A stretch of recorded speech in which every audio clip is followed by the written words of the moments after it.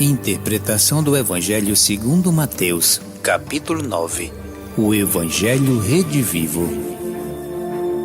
Para que saibais que o Filho do Homem tem sobre a terra autoridade para perdoar pecados, disse-lhe ao paralítico: levanta-te, toma o teu leito e vai para a tua casa.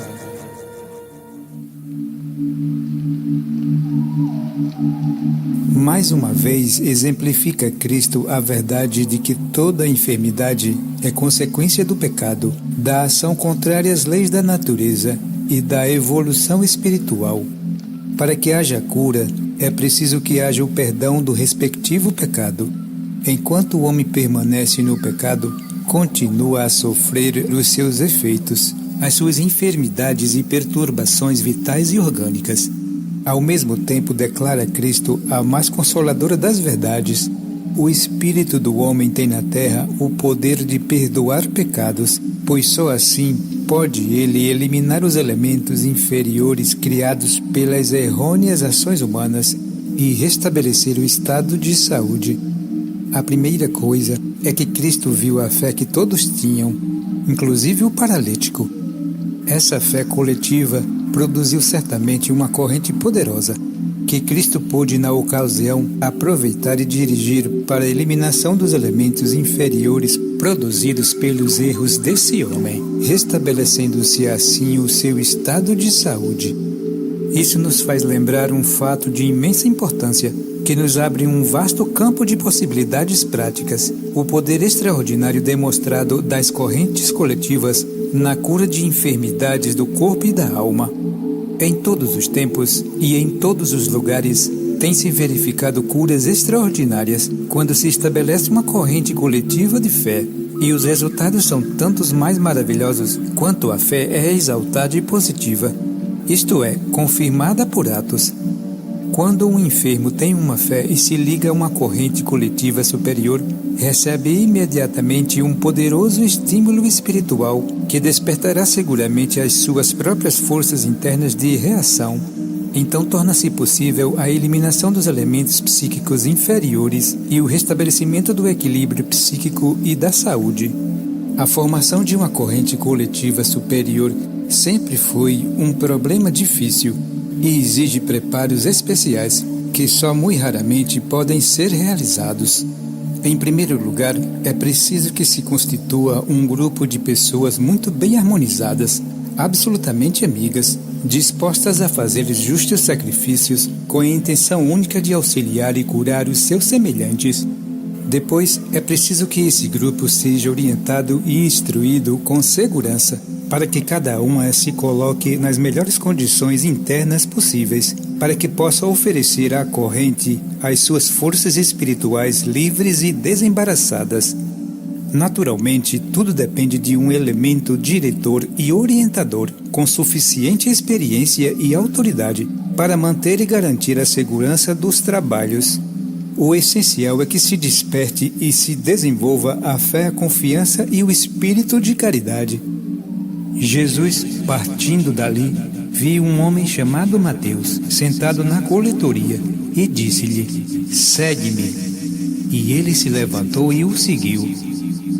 Mateus era um publicano, fiscal de impostos, condição essa considerada naquela época de baixa categoria.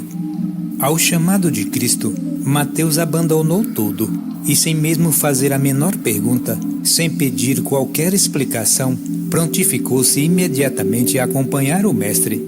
Sem dúvida, Cristo chamou-o para o seu ministério porque viu nele algo excepcional, que lhe demonstrava que Mateus poderia de fato acompanhá-lo, que se achava em condições espirituais de poder compreendê-lo e segui-lo. A obediência imediata de Mateus provou que realmente ele estava preparado. A sua atitude foi de absoluta confiança. Sem nenhuma objeção, levantou-se e seguiu a Cristo daí para diante, abandonando todos os seus interesses particulares, os seus negócios e até mesmo a sua família. Não exigiu explicações nem garantias. A voz de Cristo despertou-se em Mateus a consciência inabalável e absoluta que devia obedecer essa voz que o chamava, e assim o fez. A questão essencial de todo homem sempre foi e sempre será ouvir essa voz interior e atendê-la. E ela repete o mesmo apelo, o mesmo chamado: segue-me. Como fascinado, o homem segue atrás de tudo, de todas as ilusões e de todas as fantasias. Deixa-se facilmente levar e absorver por todas as suas criações efêmeras. Prende-se à vida material com as mais terríveis cadeias, para sentir-se depois mais infeliz e mais desgraçado. Engana-se a si mesmo, depois de cada ilusão e de cada fracasso, mas jamais se convence de que deve tomar um rumo diferente. Está sempre pronto a seguir uma nova ilusão, uma nova fantasia.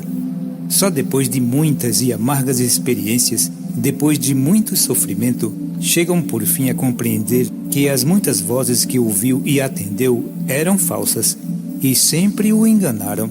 Nesse estado está o homem em condições de ouvir e atender à voz de Cristo, de seu espírito interior. Talvez ainda por muito tempo relute e duvide, enquanto se abandona o pessimismo e a dúvida, mas mais cedo ou mais tarde perceberá que só lhe resta um caminho seguro, o do seu próprio espírito, e com renovada esperança abrirá os seus ouvidos internos para a realidade de si mesmo. Porque come o vosso mestre com os publicanos e pecadores. Há neste mundo 3 categorias de indivíduos de acordo com a classificação evangélica: os pecadores, desviados, dominados pelos piores sentimentos; os mornos, indiferentes, nem bons nem maus, mas que em geral se julgam bons; e os realmente bons, que se esforçam em praticar todo o bem possível e que, embora fracassem muitas vezes, procuram sempre melhorar. A primeira categoria, dominada por impulsos inferiores demasiado fortes, já não consegue restabelecer o seu relativo equilíbrio anímico. Já não são indivíduos normais e correm o perigo de caírem em extremos. São enfermos de alma. Esses, mais do que ninguém, precisam do auxílio de alguém que os ajude a libertar-se da sua decadência anímica. Assim como os enfermos de doenças graves precisam do auxílio do médico, os mornos, os da segunda categoria, mantêm-se em relativo equilíbrio. Evitam os excessos por conveniência e por astúcia, ou por medo de serem apanhados e desclassificados. Esses constituem a imensa maioria. Sustentam uma aparência de bondade e de superioridade, e em geral orgulham-se de serem melhores do que os outros.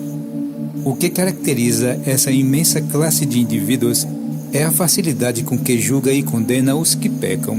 Estão sempre horrorizados com os pecados dos outros e não perdem nenhuma oportunidade de mostrar o seu desgosto e aversão pelos erros e fraquezas alheios. Condenando o pecado alheio, parece que se sentem mais puros e mais santos. Esse é o maior problema espiritual dessa imensa categoria, que constitui a maioria dos homens. São os negativamente bons, porque não chegam nunca a compreender que sua atitude intransigente e intolerante, de crítica e de condenação, é apenas a expressão de forças repulsivas, brutais e inferiores. Mesmo que não pratiquem atos inferiores e sejam até considerados irresponsáveis pela sociedade e talvez elogiados por sua conduta correta, falta-lhes o essencial, a tolerância e o amor por aqueles que pecam.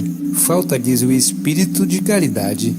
Sem o espírito de caridade não há cristianismo, não há progresso espiritual, não há desdobramento de consciência, não há salvação. Em todos os tempos, os homens que sentiram esse espírito de caridade, que tornaram-se positivamente bons, que como médicos da alma, procuram auxiliar os que pecam e sofrem, que sentiram pena e compaixão, que não fugiram do pecador, foram sempre criticados, como foi Cristo por aqueles que se julgam melhores do que os outros, que fogem dos que pecam e erram, mas que não sabem o que é caridade. Os sãos não precisam de médico, mas sim os enfermos. É lógico que o sacrifício e o trabalho de Cristo não foi determinado em razão daqueles que dele não precisavam. Foram os pecadores e os pecados do mundo que exigiram a sua volta. foi para atender às necessidades espirituais daqueles que precisavam de um auxílio especial que o seu sacrifício tornou-se indispensável. São os pecadores, os desamparados, os condenados, os desprezados, os perseguidos e desclassificados, os que mais próximos estão de Cristo, porque todo o seu sofrimento e toda a sua desgraça são um apelo permanente para a sua imensa vontade de amparar e de auxiliar a todos aqueles que sofrem. Todo indivíduo que ama o seu semelhante, que sente compaixão pelo sofrimento alheio, que é levado pelo espírito de caridade, que estende sua mão e abre a sua alma ao seu irmão que peca e sofre, já não age sozinho. É um instrumento consciente do Espírito de Cristo. Torna-se um médico da alma e pode exteriorizar as forças de Cristo em grau excepcional e maravilhoso. É verdade também que todos aqueles que se tornaram instrumento de Cristo serão incompreendidos, criticados e condenados. Embora o nosso mundo se considere cristão, ainda não sabe o que é o espírito de caridade. Não sabe ainda amar. Não compreende que o pecador é um enfermo da alma. É o que mais necessita de amparo, de carinho, de amor, de estímulo e de auxílio, para poder libertar-se da ignorância do erro e do pecado. É preciso que nos convençamos de que a crítica, o julgamento intolerante, o desprezo pelo pecador, a condenação, a repulsa e a intransigência não passam de formas de egoísmo repulsivo, que jamais poderiam ser aprovados pelo Espírito de Cristo. É por isso que os intolerantes e intransigentes, os críticos e condenadores, embora se julguem puros e melhores, não contarão nunca com a companhia de Cristo. Não recebem a sua visita, não o veem sentado à sua mesa. Pois não vim chamar os justos, mas os pecadores. Cristo não veio por causa daqueles que já estavam justificados. Ele bem sabia que muitos não precisavam do seu auxílio especial e poderiam elevar-se no caminho normal da evolução, sem a sua intervenção. Mas muitos também já não poderiam acompanhar a marcha normal e não se salvariam sem o seu auxílio direto. Estamos no final de uma época, num ponto crucial da evolução, numa ocasião de provas definitivas para muitos, e sem o auxílio direto de Cristo, muitos fracassariam e perderiam o contato com a nossa onda evolutiva. O próximo passo exige uma expansão de consciência, a mente de Cristo, como diz o Evangelho, e para isso é necessário que seja agora tecido o manto nupcial, o corpo-alma. Os que não conseguirem isso nessas próximas vidas terrestres poderão ver-se impossibilitados de reencarnar-se depois das transformações espirituais e materiais que o mundo terá de passar em breve. Impossibilitados de reencarnar-se, não poderão continuar em nosso plano evolutivo e terão de ser deixados atrás para um novo plano futuro, perdendo entretanto toda a experiência adquirida neste plano. Ninguém põe remendo de pano novo em vestido velho, porque o remendo tira parte do vestido e fica maior a rotura. Ninguém põe vinho novo em odres velhos. Com esses exemplos típicos, procura Cristo chamar a atenção dos aspirantes para uma questão espiritual de extrema importância e de graves consequências. Todo indivíduo que, por ingenuidade ou pretensão, procura acomodar conhecimentos de ordem superior em sua alma cheia de velhos elementos, já desgastados e inutilizados, dos quais não quer descartar-se por apego ou vaidade, faz como aquele que remenda a roupa velha com pedaços de pano novo, estraga ainda mais a roupa velha e perde o remendo. Os conhecimentos superiores do cristianismo não se ajustam às velhas e tradicionais concepções, nem podem servir de remendos aos antigos conhecimentos que já perderam o seu viço e a sua atualidade. Muitos hoje pretendem utilizar-se dos ensinos superiores do cristianismo como remendos de velhas filosofias e antigos ensinos, já tão gastos e usados que nenhuma proteção oferecem. Tiveram o seu tempo e sua época, foram úteis e necessários, mas a humanidade avançou e seus ensinos já não satisfazem mais.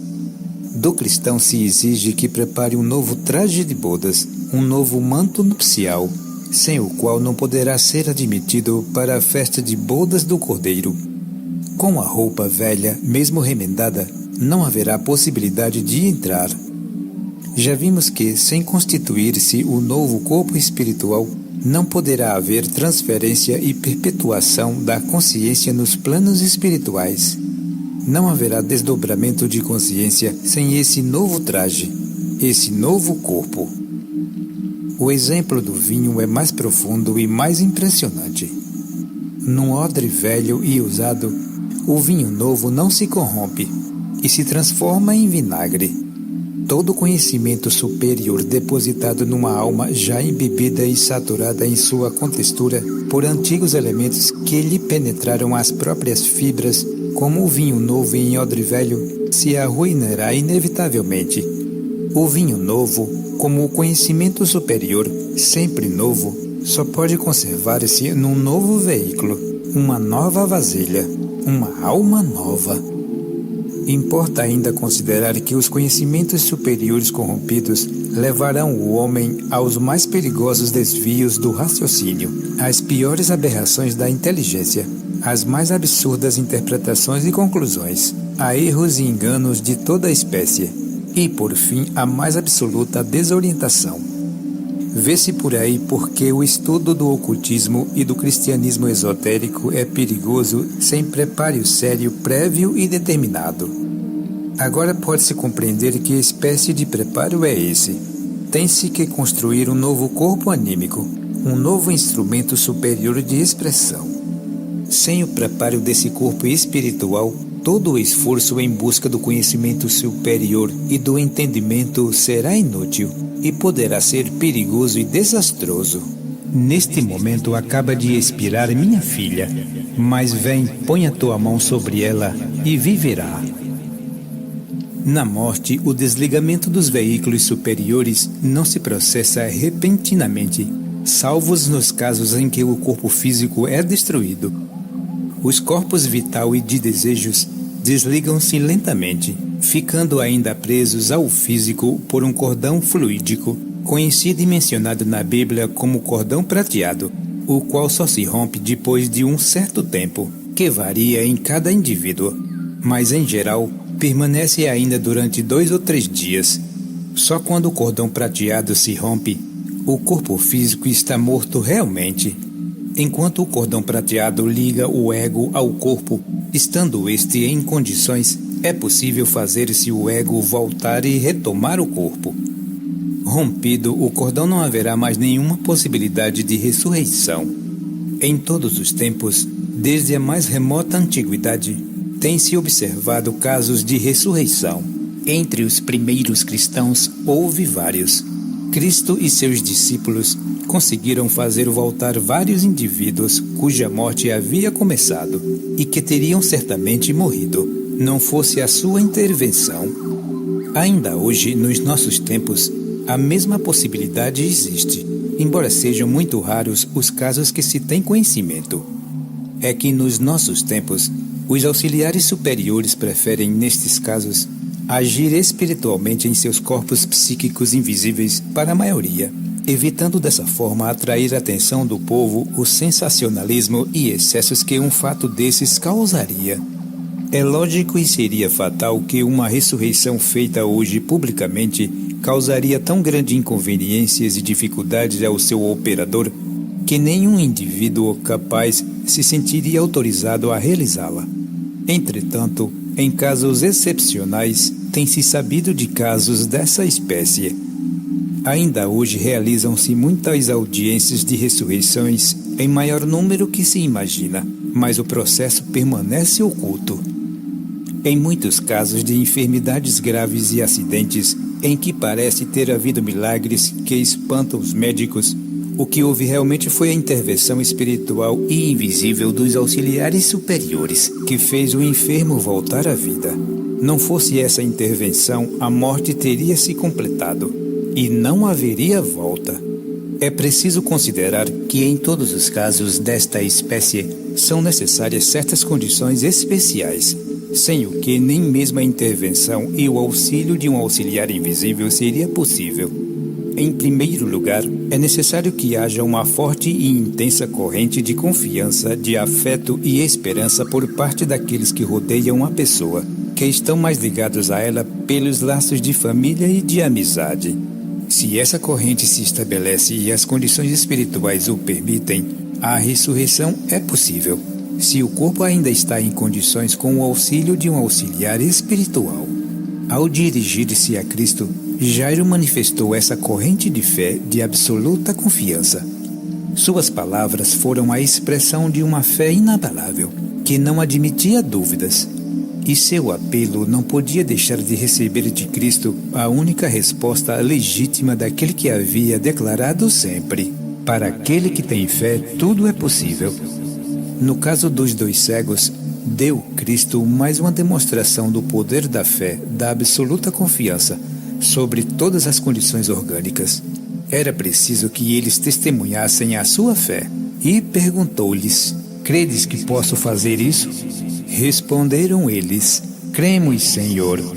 Essa declaração formal externou e consolidou a sua fé, permitindo a intervenção direta de Cristo.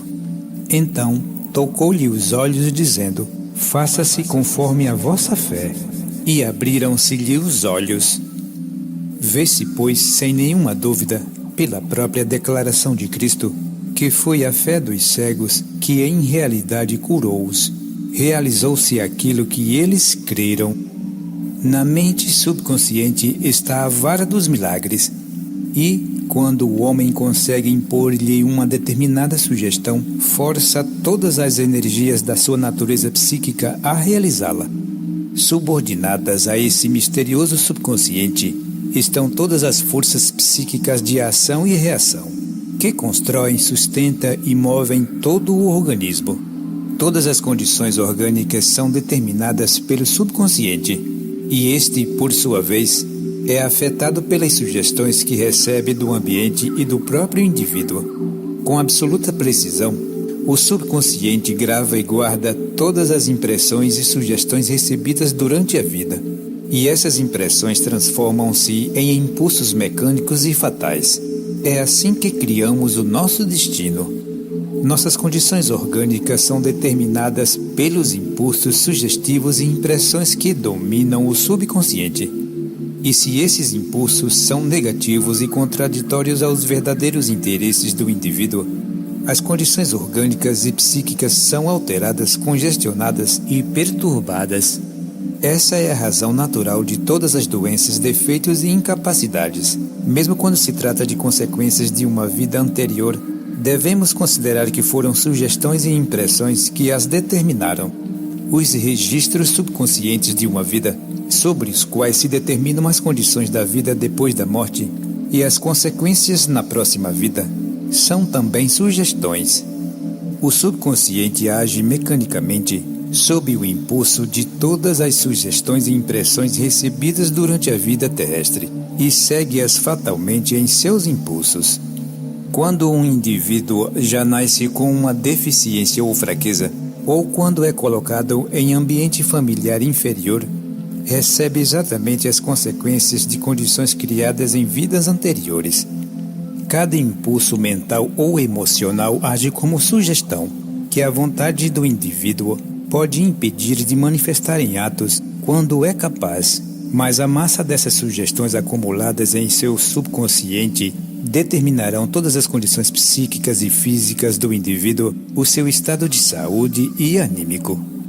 No caso descrito no Evangelho da cura dos 2 cegos, verifica-se que, de qualquer maneira, a fé ou confiança absoluta, francamente declarada, pode produzir uma modificação radical de condições e a reforma completa de funções.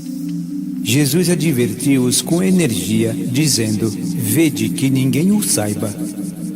Várias vezes recomendou Cristo aos enfermos curados pela fé que não dissesse a ninguém como havia alcançado a cura. E havia nessa recomendação uma razão psicológica de extrema importância. Era necessário que os recém-curados se resguardassem das sugestões negativas daqueles que não queriam acreditar no caso, ou que procurariam fatalmente desacreditar as suas afirmações, pondo em ação sugestões contrárias, capazes talvez de abalar e anular a confiança dos recém-curados, fazendo com que recaíssem na antiga situação anímica negativa. Nas curas psíquicas dessa espécie, há sempre o perigo do indivíduo recém-curado deixar-se novamente afetar por fortes sugestões de pessoas descrentes que o rodeiam, chegando então a duvidar de si mesmas, da sua capacidade de conservar a cura, e nesse caso perdem a fé e recaem novamente nas mesmas condições anteriores. Assim como foi a fé exaltada e confirmada que permitiu a cura ou a reforma funcional, o abandono dessa fé logo a seguir faz com que os mesmos estados de desordem e deficiência reapareçam, especialmente quando não estão ainda completamente consolidados. Se um doente é curado por meios psíquicos pelo poder da fé e se expõe a sugestões negativas e pessimistas de pessoas descrentes, tornando-se alvo de uma corrente de dúvida e descrédito, será perigosamente afetado.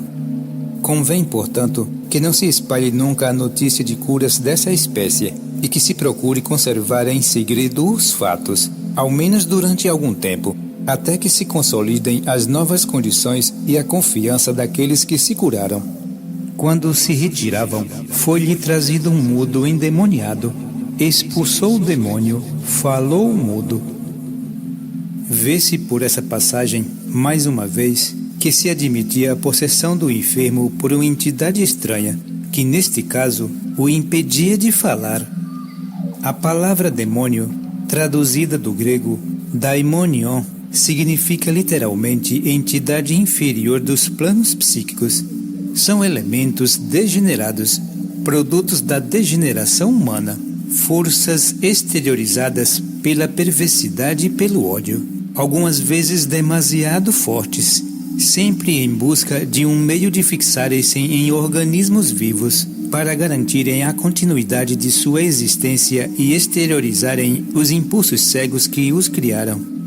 As entidades obsessoras, na maioria dos casos, não são seres humanos desencarnados, como se acredita, mas apenas criações psíquicas inferiores, impulsos anímicos inferiores de indivíduos humanos degenerados.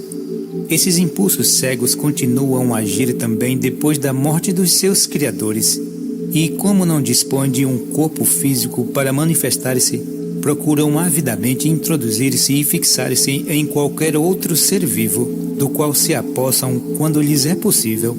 Entretanto, é preciso considerar que a verdadeira obsessão só raramente acontece porque todas as forças psíquicas e espirituais de qualquer indivíduo reagem contra isso, até o extremo de suas capacidades. Num indivíduo normal e equilibrado não haverá nunca possibilidade de penetração de entidades baixas obsessoras. As forças de sua aura psíquica repelem instintivamente o ataque e afugentam esses elementos atacantes, dos quais o indivíduo nem mesmo chega a tomar conhecimento. Quanto mais o indivíduo é justo, nobre e caridoso, mais livre estará de qualquer influência dessa espécie. Essas entidades obsessoras podem, em qualquer determinados casos, ser expulsas pela vontade forte de uma pessoa que tenha suficiente fé e conhecimento. O segredo da cura das obsessões pode ser resumido no seguinte: confiança absoluta em seu próprio espírito e vontade positiva, demonstrada pela palavra fé. Mas os fariseus afirmam: é pelo príncipe dos demônios que ele expulsa os demônios. Em todos os tempos, os fariseus, os líderes da mentalidade pseudo-religiosa, os profissionais da religião, procuraram desacreditar e desmoralizar aqueles que conseguem curar por meio de métodos psíquicos e espirituais. Naturalmente, em sua incapacidade espiritual e disfarçado materialismo, são incapazes de realizar curas semelhantes, e não lhes convém que se desenvolva qualquer concorrência aos seus pretensos privilégios de curas divinas. No materialismo e abandono espiritual que se encontra as religiões populares, as curas psíquicas e espirituais tornaram-se quase desconhecidas, e quando são realizadas fora das igrejas, são logo taxadas de artes do demônio. Dessa forma, procuram disfarçar a sua própria incapacidade espiritual e desacreditar aos olhos dos seus fiéis aqueles que, fora de suas correntes tradicionais, alcançaram algum poder espiritual. É admirável como ainda conseguem encobrir e disfarçar as palavras textuais de Cristo, quando declarou que essa seria a característica daqueles que fossem realmente seus discípulos. Expulsariam os demônios, curariam os enfermos, etc. Vendo ele as turbas, compadeceu-se delas, porque estavam aflitas e exaustas, como ovelhas sem pastor. As condições espirituais e mentais da humanidade não se modificaram muito, desde que as palavras foram ditas. A humanidade continua ainda aflita e exausta, como ovelhas sem pastor. Não obstante, a ação direta e permanente de Cristo nesses últimos 2000 anos, não obstante o aparente cristianismo que disfarça o triste materialismo dos nossos tempos, a verdade é que a humanidade ainda continua em profunda aflição, sem poder conhecer o seu mestre e o seu pastor, agora tão perto. O cristianismo ainda não foi compreendido e os verdadeiros discípulos de Cristo, os seus legítimos seguidores, são tão incompreendidos, desacreditados e perseguidos como nos primeiros tempos. São tantos hoje os falsos discípulos, os que com a bandeira de Cristo pervertem e exploram os seus ensinos, que já não há confiança em coisa alguma, e as massas humanas, abandonadas a um materialismo crasso, estão mais do que nunca aflitas e exaustas. As antigas práticas de uma religiosidade pervertida e supersticiosa voltam a imperar por toda parte e se alastram da forma mais alarmante. O baixo psiquismo mais degradante, as práticas idólatras mais degeneradas vão ressurgindo agora com rótulos de coisa cristã, empregando o nome de Cristo para mais facilmente se imporem à crença do mundo. A seara, na verdade, é grande, mas os trabalhadores são poucos. O número de homens realmente superiores que cooperam conscientemente no trabalho espiritual de Cristo é ainda pequeno. Não podem manifestar-se publicamente porque as condições espirituais do mundo ainda não o permitem. Só indiretamente pode agir no mundo, mas também não perdem nenhuma oportunidade de auxiliar o desenvolvimento do plano de regeneração iniciado por Cristo e sob sua direção. Muitos não acreditam nesse trabalho e não compreendem porque não há uma intervenção de Cristo para acabar definitivamente com os erros e maldades do mundo. Esquecem-se sempre de que os processos espirituais não podem impor-se, não podem coagir a liberdade humana. O livre-arbítrio há de ser respeitado inteiramente, sem o que não haveria evolução normal. Para que o homem chegue à espiritualização dos seus veículos, deve aplicar-se por sua própria consciência, por sua própria determinação, sem nenhuma coação externa, a não ser aquela que ele mesmo tenha criado. A verdade é que ainda hoje são poucos os que trabalham realmente na seara de Cristo. Muitos se julgam cooperadores de Cristo e seus trabalhadores.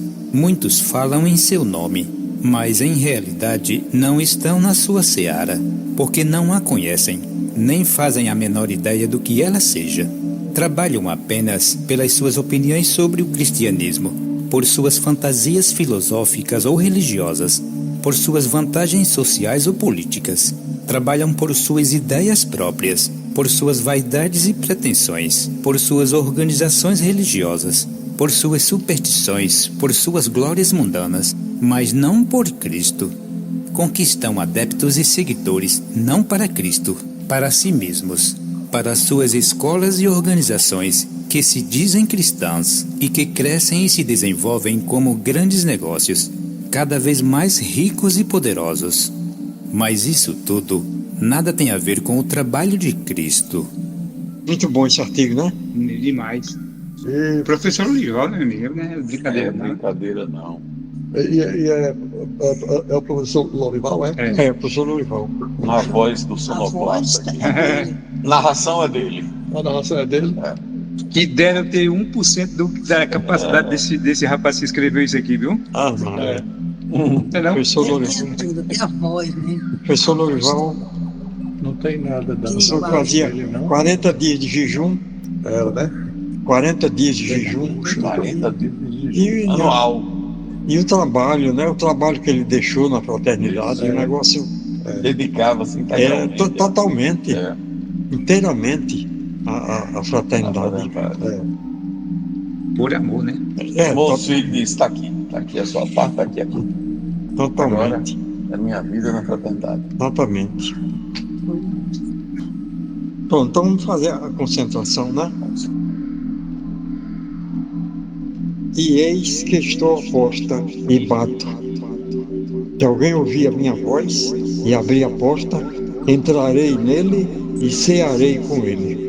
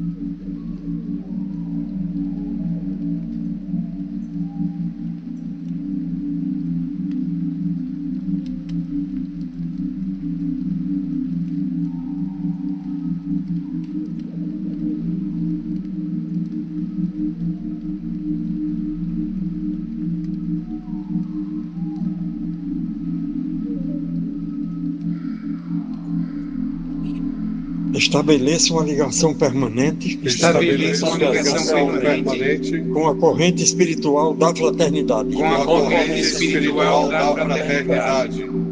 Ofereço ao nosso ideal coletivo Ofereço ao nosso ideal coletivo a minha vontade sincera a minha vontade sincera e o meu desejo de irmão. e o meu desejo de irmão. Que todos os nossos irmãos Que todos os nossos irmãos recebam da nossa corrente recebam da nossa corrente o apoio, o apoio, a firmeza a firmeza e a confiança de que necessitam. e a confiança de que necessitam. Que todos fortifiquem a sua vontade Que todos fortifiquem a sua vontade para vencer o egoísmo, para vencer o egoísmo, as fraquezas as fraquezas e a superstição. e a superstição. Que todos se tornem dignos Que todos se tornem dignos do entendimento espiritual do entendimento espiritual e da paz permanente. e da paz permanente. Que a nossa corrente coletiva Que a nossa corrente coletiva afaste de nosso meio afaste do nosso meio as más intenções as más intenções e transforme os corações. e transforme os corações. que tenhamos sempre todos os meios necessários para a manutenção e desenvolvimento da fraternidade. Quem tiver algum nome pode dizer. Priscila Bensadão de Araújo, Joelice Luiza Melo de Arruda, Helena Bensadão, Sevilha Maria de Araújo, Maria de Souza Oliveira Melo, Poliana Fernandes de Lima e Silva, Débora de Freitas Gurgel Sarmento Alencar Paiva, Ângela Maria Oliveira de Melo, George Santos de Araújo, Sanderson Gabriel Dantas de Melo, Wilma Siqueira, Anaísa Dantas da Silva Dias, Demis Viana, Gilvan, Alcione Nóbrega, Marcos Alexandre Dantas da Silva, Natália Luana de Oliveira Cardoso.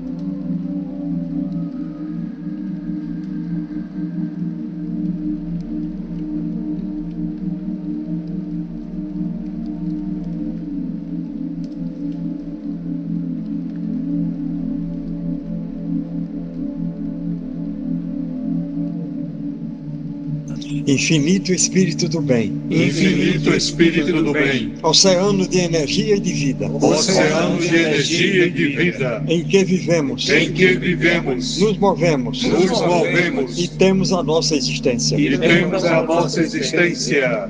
Permita que sintamos vivamente a tua ação poderosa através do nosso ser, dos nossos órgãos, do nosso sangue, dos nossos músculos, de todo o nosso organismo. Desenvolve em nós a consciência da tua realidade, como um grande oceano de energia, de saúde e de harmonia, que nos rodeia e interpenetra a todos, e de onde aurimos constantemente a vida e a inteligência, todo o poder de que dispomos. Como centros de consciência, nesse oceano de energia e de saúde, abrimos a nossa mente à tua divina influência, para que sejam eliminadas e afastadas de nós as vibrações dissolventes, desarmoniosas e inferiores. Desenvolve, eterno Espírito, a nossa mente espiritual, por meio da qual nós te conhecemos. Aumenta a nossa firmeza, a confiança e a estabilidade, para que possamos agir sempre bem, afastando de nossa mente os pensamentos de medo, de fraqueza e de desânimo. Flui energia divina, Flui energia divina, com tua força curadora, com tua força curadora, através dos nossos corpos, através dos nossos corpos, de todos os nossos órgãos, de todos os nossos órgãos, enchendo-os de vida e de forças, enchendo de vida e de forças, de saúde e de harmonia. de saúde e de harmonia. Assim seja. Assim seja.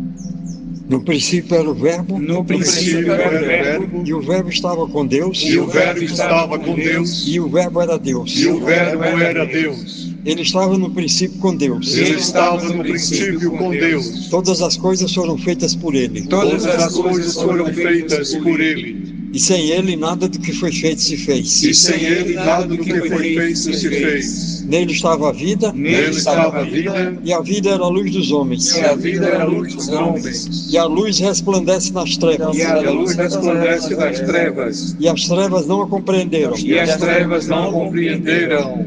Houve um homem enviado de Deus, Houve um homem enviado de Deus, cujo nome era João. cujo nome era João. Este veio para testemunho, Este veio para testemunho, para que testificasse da luz, para que testificasse da luz, para que todos crescem por Ele. para que todos crescem por Ele. Não era Ele a luz, Não era Ele a luz, mas para que testificasse da luz. mas para que testificasse da luz. Ali estava a luz verdadeira, Ali estava a luz verdadeira, que alumia todo homem que vem ao mundo. que alumia todo homem que vem ao mundo. Estava no mundo, Estava no o mundo, mundo foi feito por Ele, o mundo foi feito por Ele, e o mundo não o conheceu. e o mundo não o conheceu. Veio para o que era seu, Veio para o que era seu, e os seus não o receberam. e os seus não o receberam. Mas a todos quantos o receberam, Mas a todos quantos receberam, deu-lhes o poder deu-lhes o poder de serem feitos filhos de Deus, de serem feitos filhos de Deus, aos que creem no seu nome, aos que creem no seu nome, os quais não nasceram do sangue, os quais não nasceram do sangue, nem da vontade da carne, nem da vontade da carne, nem da vontade do varão, nem da vontade do varão, mas de Deus. mas de Deus.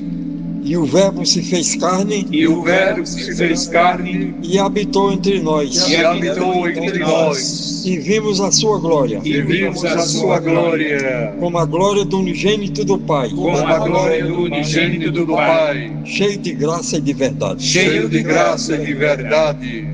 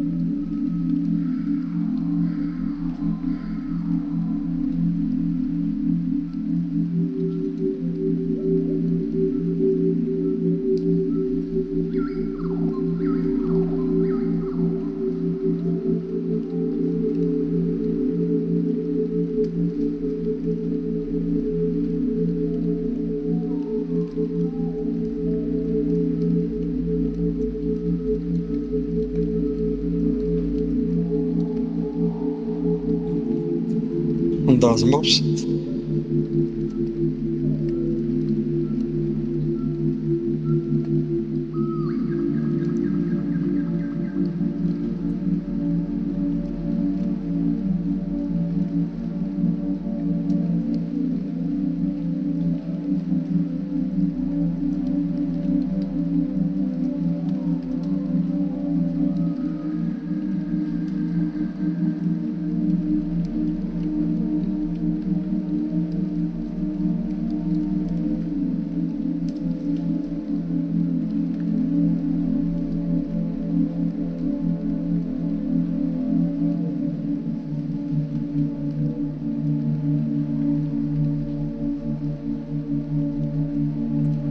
Pai nosso que está nos céus, Pai nosso que estás nos céus, santificado seja o teu nome. santificado seja o teu nome. Venha a nós o teu reino. Venha a nós o teu reino. Seja feita a tua vontade. Seja feita a tua vontade, Assim na terra como nos céus. assim na terra como nos céus. O pão nosso de cada dia dá-nos hoje. O pão nosso de cada dia dai-nos hoje. Perdoa-nos as nossas dívidas, Perdoa-nos as nossas dívidas, assim como nós perdoamos aos nossos devedores. assim como nós perdoamos aos nossos devedores. Não nos deixes cair em tentação. Não nos deixes cair em tentação. Livra-nos do mal, Livra-nos do mal, pois a ti pertence o poder, pois a ti pertence o poder, a justiça a justiça e a misericórdia para sempre. e a misericórdia para sempre.